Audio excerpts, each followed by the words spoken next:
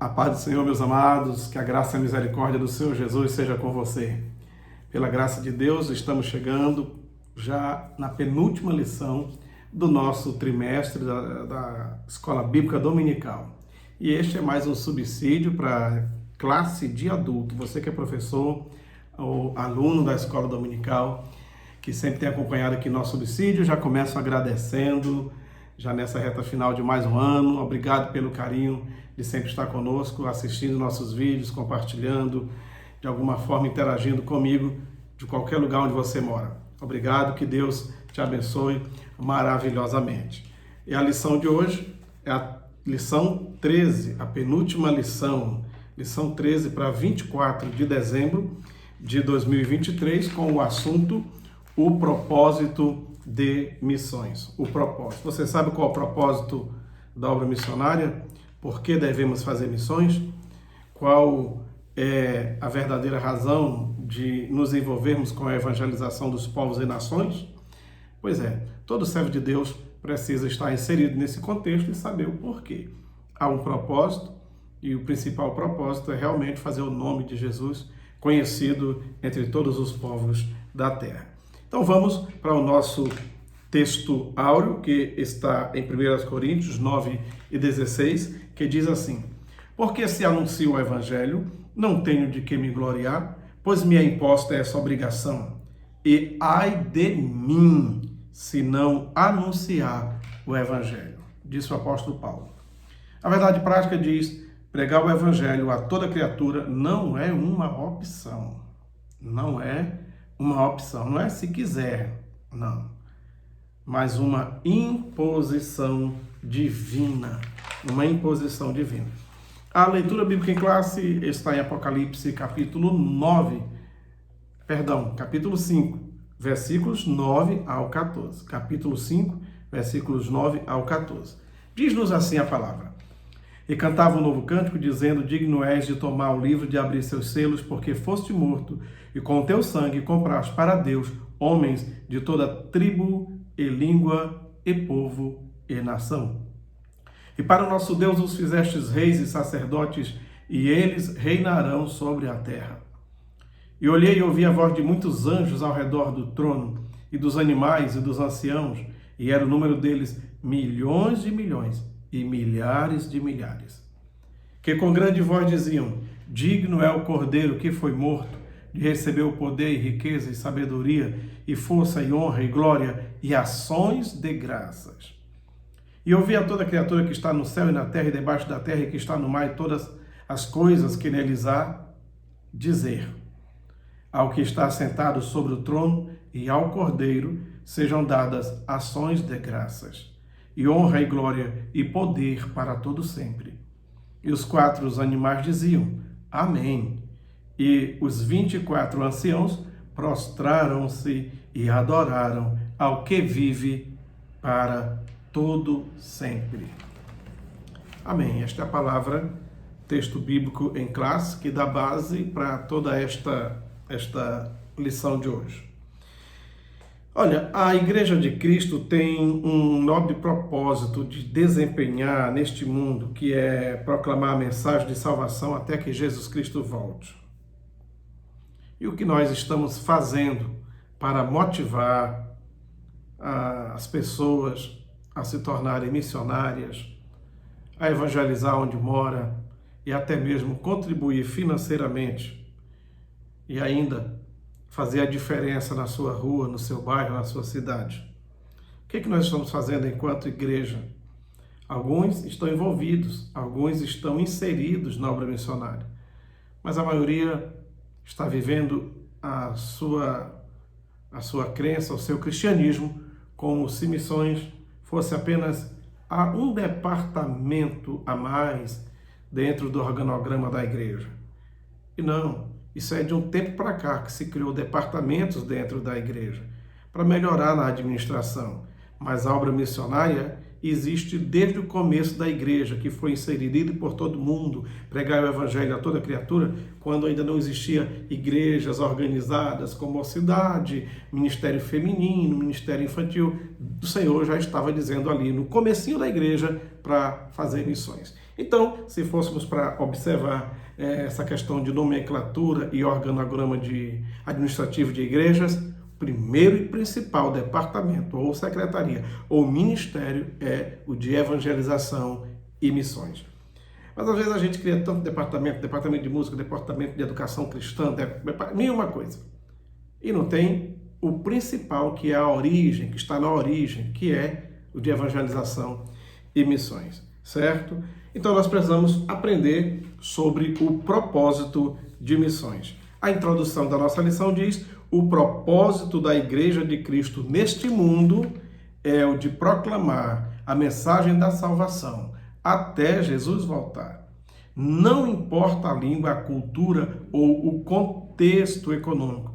Cada pessoa deste mundo deve conhecer a respeito de Jesus e de sua mensagem de salvação. A palavra-chave desta lição é exatamente a palavra propósito. Trabalhe aí, professor, esta palavra, propósito. Aí trabalhe na sua sala de aula com os alunos para que todos fiquem conscientizados, tá? Do seu propósito, do nosso propósito enquanto igreja. O primeiro tópico, essa lição é bem pequenininha, bem pequena, né? Apenas 2 tópicos. O primeiro tópico, o alvo da obra missionária, com os subtópicos: o fundamento da realidade salvífica e um propósito global. O fundamento da realidade salvífica. Numa leitura atenta do livro de Apocalipse é possível perceber o propósito de Deus de redimir a humanidade desde o livro de Gênesis. Gênesis é o livro onde tudo começa. Apocalipse é a conclusão de tudo. E lá no início, em Gênesis, o Senhor disse que nasceria um descendente da mulher que esmagaria a cabeça da serpente e que através dele, então, a humanidade seria restaurada. No livro de Apocalipse, a gente vê isso acontecer, a eternidade chegando de uma vez por todas, certo? E o Senhor Deus soberano reinando eternamente sobre tudo. Louvado seja Deus. Um propósito global. O alvo da obra missionária é também ter um propósito global, não ser só local, mas só disse que era para fazer missões 4 lugares ao mesmo tempo, tanto em Jerusalém, Judeia, Samaria e até os confins da terra. Confins da terra no texto aí é a fronteira de Israel, fronteira no grego, fronteira de Israel. Então tudo ali se refere a Israel. Jerusalém está em Israel, Judeia em Israel, Samaria em Israel, até os confins da terra de Israel. Porém, quando o Senhor diz: ide por todo o mundo e pregar o evangelho a toda criatura, entendemos que o evangelho é para se expandir além dos confins da terra de Israel, certo? Por que então que o Senhor fez essa questão de dizer que era para ir até os confins da terra de Israel? Porque os judeus, primeiramente, também precisam de salvação. Engana-se quem acha que eles não precisam. O apóstolo Paulo mesmo, onde chegava, nas suas 3 viagens missionárias, quem ele procurava primeiramente para falar era sobre os judeus. Se informava se havia judeus, se havia sinagoga naquela cidade, naquele lugar que ele estava, procurava-os e primeiramente anunciava o Senhor Jesus para o seu povo, os judeus, que foram chamados primeiros, mas não receberam primeiramente na sua totalidade, certo? Então o evangelho tinha que ser pregado até os confins da terra de Israel, mas o Senhor também disse: ide por todo o mundo e pregai o evangelho a toda criatura. É um propósito global, tá? A palavra de Deus é Mateus 28, 18 a 20, a palavra toda traz a conotação de alcance em que encontramos em Apocalipse 5. O evangelho tem que ser pregado todo para toda criatura e em todo lugar. Por falar nisso, eu vou até ler essa referência aqui de Mateus 28, bem no finalzinho, versículos 18, 19 e 20. Chegando Jesus, falou-lhes dizendo: é-me dado todo poder no céu e na terra. Portanto, ide fazer discípulo de todos os povos, ou todas as nações, batizando-os em nome do Pai, do Filho e do Espírito Santo, ensinando a obedecer todas as coisas, guardar todas as coisas que eu vos tenho mandado. E certamente estou convosco todos os dias até a consumação do século. Olha como a palavra todo aparece aqui nesse texto. E depois me dá todo o poder. O Senhor Jesus tem todo o poder e esse poder de capacitar, de preparar, de fazer com que a coisa ande, ele deu à igreja esse poder. É me dado todo o poder no céu e na terra, portanto, de fazer discípulos de todos os povos, ou de todas as nações. Não é para fazer acepção de pessoas, todos quantos vivem no pecado, sem Deus, sem paz, sem salvação, precisam ser alertados, avisados. Se vão aceitar ou não, aí já não é um problema nosso, mas devemos ir tentar, fazer, lutar, fazer com que sejam discípulos, todos os povos, batizando-os em nome do Pai, do Filho e do Espírito Santo, ensinando a obedecer todas as coisas. Não só uma parte do Evangelho, não só sobre cura divina, não só sobre salvação, não só sobre... Não, todas as coisas, tudo que Jesus ensinou, precisamos também ensinar. E certamente estou convosco todos os dias, todos os dias. Com quem ele prometeu estar convosco todos os dias? Com aqueles que ele está mandando. Às vezes a gente fica pensando, lê esse texto aqui e diz, irmão, porque Jesus disse que vai estar conosco todos os dias, e a gente pega essa palavra para o contexto daqueles que não estão fazendo nada. Daqueles que não estão evangelizando, que não estão contribuindo, não estão fazendo missões, e aqueles que vai estar todos os dias com quem estiver inserido nesse contexto. E aí, você que não está fazendo nada por missões, você acha que Jesus está contigo todos os dias? Está, porque ele é onipresente, ele está em tudo que é lugar. Mas ele poderia estar de uma forma muito mais abrangente na tua vida, te abençoando mais, te fazendo prosperar, te dando graça e unção, dando sabedoria, se você tivesse inserido com missões. Estou falando aqui diretamente para aqueles que não estão nem aí para a obra missionária. Tá? Então o Senhor diz, eu estarei convosco todos os dias. Se vocês forem levar o evangelho todo para todas as pessoas, com o auxílio de todo o poder que eu tenho, eu estarei convosco todos os dias. Certo? Muito bem. Então, o nosso segundo tópico diz pregar o evangelho, a responsabilidade de todo cristão. Você foi chamado, querido, já aceitou Jesus? Mas eu não sou missionário. Você não é missionário de carteirinha, bancado por uma agência missionária. Não tem esse negócio, não. Sabe quando foi que Jesus fez a mulher samaritana se tornar missionária? Na mesma hora que ela creu que ele era o Messias, ela já foi lá na cidade chamar todo mundo e dizer, olha, encontrei um homem ali, contou minha vida toda, será que não é ele o Messias que a gente está esperando?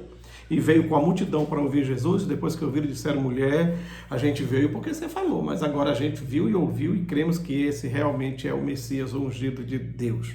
Pronto, fez missões imediatamente. E o gadareno, que vivia tocando terror na cidade, uma legião de demônios, mais de 6.000 demônios nele. Jesus expulsou os demônios, transformou a vida daquele homem. E ele disse, Senhor, agora eu vou te seguir para onde tu fores. Jesus diz, não precisa.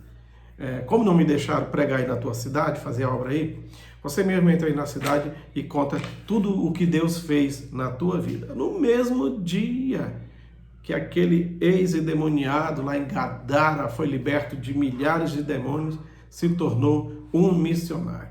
E você que está na igreja 1 ano, 2 anos, 3 anos, 4, 5, 10, 15 anos, nasceu no evangelho, casou na igreja e tudo, irmão, está na hora da gente despertar para o propósito da existência da igreja. A igreja não existe apenas para ter lindos corais, cantar lindas músicas, fazer eventos bonitos, culto rosa, culto azul, culto verde e amarelo, culto azul com branco, culto, sei lá. Não. A gente faz tanta programação, mas tanta programação, sobrecarrega tudo de programações. E a principal missão da igreja, ou a missão precípua da igreja, é exatamente fazer missões, tá? Tornar o nome do Senhor conhecido. Ela é a prioridade de cada salvo. Se envolver, estar inserido nesse contexto da obra missionária, é prioridade de todo salvo. Se você é salvo, você é um missionário. Pode até não estar exercendo, mas Deus nos chamou para isso. Certo? Então é responsabilidade de todo cristão. Paulo diz, me imposta essa obrigação, não é opção, não é se quiser. E se eu não for? Será que sobe? Às vezes a pessoa diz, não, mas é porque onde eu estou, na igreja que eu estou, ela não tem condição de me mandar para fora, eu queria ir para fora do país. Eu uma vez li a história de uma moça, isso lá pelos anos 80, que o desejo dela era ser enviada para fora do país. E ela chorava, ela queria ser missionária na Alemanha ou no Japão, ou sei lá, em algum país africano, na Turquia, sei lá, ela queria ser missionária porque queria, porém a igreja não lhe enviava. E ela chorava por isso. A pessoa que eu vi falar sobre isso disse que foi lá no estado, foi lá em São Paulo, capital do estado de São Paulo. E aquela jovem ficava frustrada porque tinha um desejo missionário. Alguém dizia, você não fala nem o idioma, que é difícil, precisa aprender e tudo mais. Não tinha as condições para ir para a escola. E um dia, ela andando por São Paulo, a cidade em que ela morava, ela percebeu que o mundo quase todo estava lá. Bairro japonês, bairro italiano, entendeu? Tinha uma comunidadezinha lá de outro pessoal. E ela foi observando que tinha gente da Alemanha, gente do Japão, de várias partes da Europa, tudo morando em São Paulo, na feira. A pessoa que fazia pastel tinha uma nacionalidade, o moço que estava vendendo peixe era de outro. De repente, o Espírito Santo fez ela ir naquela feira, passear lá, para ela ver que ela poderia fazer missões ali, sem pisar lá no país que ela tanto desejava ir. E assim ela começou, no seu país, no seu idioma, evangelizar. E algumas pessoas se converteram. Agora, aquele japonês que ela orou por ele, quando ele ligava para a família ou quando ia no Japão, na língua deles, ele falava de Jesus. Já era, né, a sequência, ela ganhou ele e ele foi lá ganhar parentes. Aquele italiano que ela ganhou para Jesus, da mesma forma, pregava para a comunidade italiana. E assim ela conseguiu ir, sem sair do Brasil, a várias nações. Mas ela resolveu fazer alguma coisa pela obra missionária, tá? E que se a gente analisar esse contexto e dizer, porque a igreja é pobre, não dá conta, diz um certo missionário que não existe igreja pobre que não possa fazer missões. Pelo contrário, existe igreja pobre exatamente por não estar envolvida, não estar fazendo missões, certo? Então é nos imposta esta obrigação. Não é se eu quiser, não é se der tempo. Cada crente é que tem que se virar e anunciar Jesus. É o mínimo que a gente pode fazer pelo muito que ele fez por nós. Então, quem é filho de Deus tem que fazer missões. Em João capítulo 20, versículo 21, o Senhor Jesus já deu tudo que a gente precisa para fazer a obra missionária. A primeira preocupação que as pessoas têm é com dinheiro. Essa é a primeira preocupação. Mas olha o que diz João 20 e 21. Disse Jesus de novo, Pai seja convosco. Assim como o Pai me enviou, eu vos envio. Eu vos envio. Como foi que Deus enviou Jesus? Enviou ele com graça, enviou ele com unção, enviou ele com poder, enviou ele com autoridade, com sabedoria. Ele disse assim como o Pai me enviou, eu estou enviando vocês também, tá? Então Jesus já nos deu tudo, já deu para a igreja, já deu para o discípulo, para você e para mim, tudo que a gente precisa para fazermos a obra missionária. Ele disse assim como o Pai. Você é filho de Deus? Jesus, em obediência ao Pai, veio a este mundo para realizar as obras de Deus. Mas agora ele passou para os seus filhos, os demais filhos, você e eu que fomos adotados por adoção através de Cristo e do seu sangue, nos tornamos filhos de Deus. E diz aqui Gálatas capítulo 4, versículos 4 a 6, diz assim, vindo porém a plenitude dos tempos, Deus enviou seu filho, nascido de mulher, nascido sob a lei, para resgatar os que estavam debaixo da lei, a fim de recebermos a adoção de filho. Pronto. Agora nós também somos filhos. Graças a Deus. Versículo 6.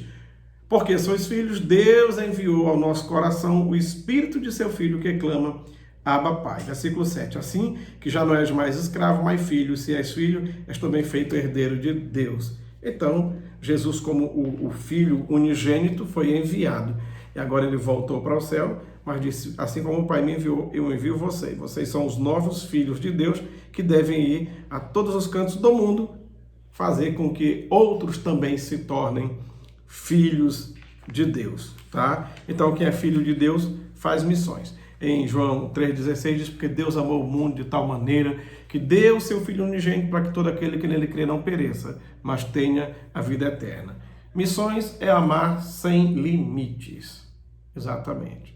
Missões é amar sem limite. De repente o missionário chega num lugar, um povo diferente, uma comida diferente, um jeito diferente, tudo diferente, e diz, meu Deus, não vou dar conta, eu não vou dar conta, eu não vou me aculturar, eu não me aculturo com essa comida, com o cheiro do local, com o jeito do povo, com o temperamento do povo, eu não vai dar certo.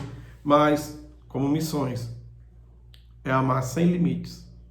Daqui a pouco, aquele missionário está tão inserido nesse contexto em que ele foi ser fazer missões, que no dia que volta para visitar a família, algum tempo depois, a família olha e diz, rapaz, você está igualzinho deles, você está igualzinho deles. E o missionário não fica triste, fica feliz, porque ele já está aparecendo como um daqueles que ele foi evangelizar, o jeito de ser e tudo mais e tal. Quem é que faz isso? É Deus que faz isso na vida do missionário, para que ele consiga fazer a obra de Deus.